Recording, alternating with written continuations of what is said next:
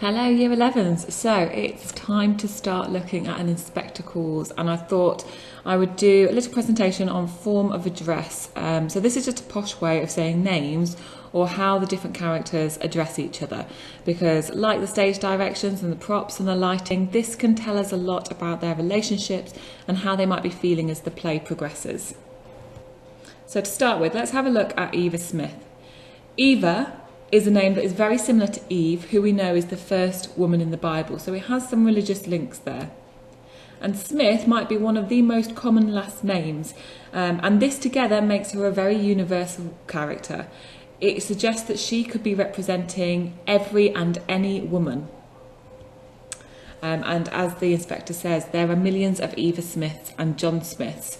So what Priestley is saying is that this isn't just one story that's particular to one person. He's trying to send the message that actually a lot of people live in this way.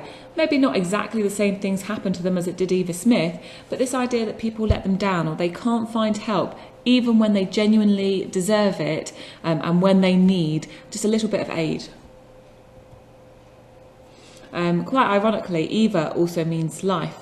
So this could suggest that the play is tracking her life, but it might also foreshadow the ending because, of course, her life is taken away from her. Remember that Priestley is sending a message. He is trying to make us feel sympathy towards Eva Smith. He's trying to make us feel as if we would have done something differently than what the Birlings did, because he wants us to live in a more socialist society where we care for one another. So then Eva Smith changes her name to Daisy Benton. But why Daisy Benton? So firstly, Daisy is obviously a flower, and it could suggest how fragile Eva Smith is at this point in her life.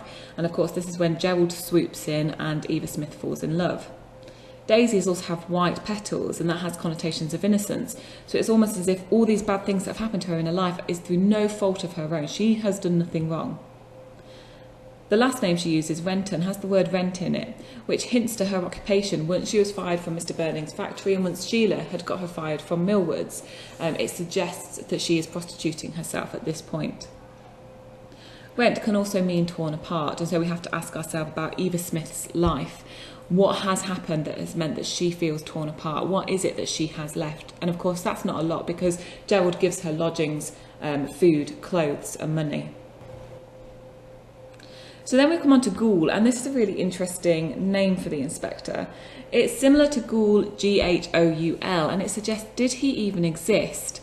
It suggests maybe he's a ghost, and we start wondering, what is the inspector? Is he the voice of Priestley? Is he the voice of God? Is he the voice of all our consciences, kind of telling the Birlings what they should have done and what they've done wrong? First definition of Ghoul is an evil spirit, so it has really sinister connotations. But the inspector isn't a bad character, so why has he been likened to a ghoul, which is an evil spirit? It could foreshadow the evil dealings that the Birlings had with Eva Smith, but because he's a good character, it might also emphasise the theme of good and evil, because he is actually a good person, but his name is actually linked to an evil spirit. The second definition of Ghoul is a person morbidly interested in death or disaster. And so this maybe fits the inspector a little bit better because, of course, he's looking into that death.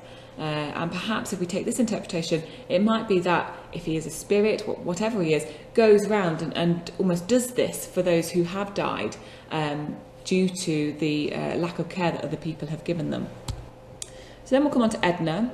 So Edna is very, very similar to Eva, and this is important because they are the only working class people that we see throughout an inspector calls. So there is that link there. It's like there is a constant reminder for the audience that the working class are there. They will never go away, no matter how much the Birlings would like that to happen.